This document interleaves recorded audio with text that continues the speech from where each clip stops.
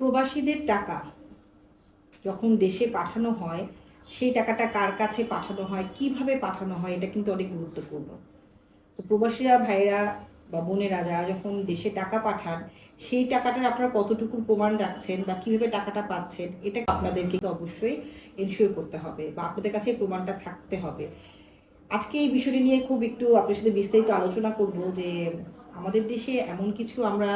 আমি আইনজীবী হিসেবেই বলি, কিছু অভিযোগের কথা অনেকের কাছেই শুনেছি, বিশেষ করে প্রবাসী ভাই বোনদের কাছে। যে প্রথমেই বলি, আসলে ভাই বোনদের মধ্যে বললো যে প্রবাসী ভাইদের কাছে যে স্ত্রীর কাছে টাকা পাঠিয়েছে, বাট যখন উনি অনেকদিন টাকা পাঠানো বা দামি কোনো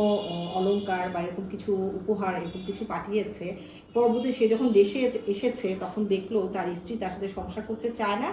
বা তাকে ছেড়ে দিতে চাচ্ছে বা ডিভোর্স দিতে চাচ্ছে, অথবা অনেক সময় এটাও দেখা গেছে যে তার যেসব দেওয়া কষ্টের অর্জিত যে সম্পদ বা টাকাগুলো সে পাঠিয়েছিল সেটা নিয়ে সে চলে গেছে। তো সেই মুহূর্তে আসলে এরকম কোনো ঘটনা ঘটলেই, অনাকাঙ্ক্ষিত ঘটনাগুলো ঘটে, তখন আপনাদের কি করণীয়? হ্যাঁ,